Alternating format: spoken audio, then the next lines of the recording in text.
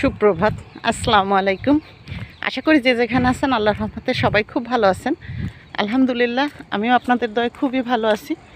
তো সকালবেলা ভার্সিটির ভিতরে, বরিশাল ইউনিভার্সিটি, আমার ছেলে শাফিনকে গাড়িতে তুলে দেওয়ার জন্য আসছিলাম, যেহেতু ওর সকালবেলা স্কুল আছে।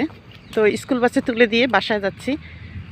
তো চিন্তা করলাম আপনাদের সাথে বরিশাল ইউনিভার্সিটির ভিতরের কিছুটা সৌন্দর্য বৃদ্ধি করা হয়েছে সেটা আপনাদের সাথে শেয়ার করি।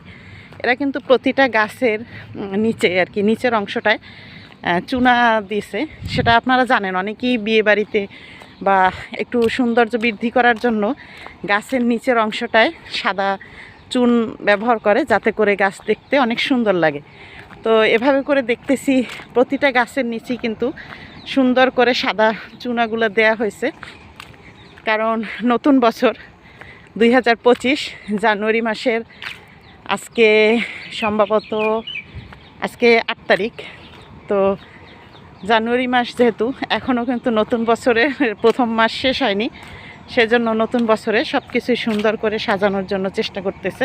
তো আমি মাঠের এখান থেকে যাব, যেহেতু সময় যতটা স্বল্পতা হয় আমার জন্য ভালো, কারণ আমার বাচ্চা ছোটজন ইফাত ঘুমে, সেই ফাঁকে আমি বড় ছেলেকে তুলে দেওয়ার জন্য এসেছিলাম।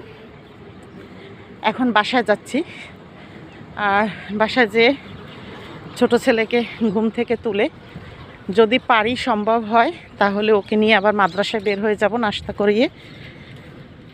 এটা হচ্ছে ভার্সিটির মঞ্চ, এখানেই যত প্রোগ্রামের ওদের স্টেজ করা হয়। আর এই মাঠের ভিতরেই ওদের প্যান্ডেলগুলো করা হয়, যে ধরনেরই প্রোগ্রাম হোক।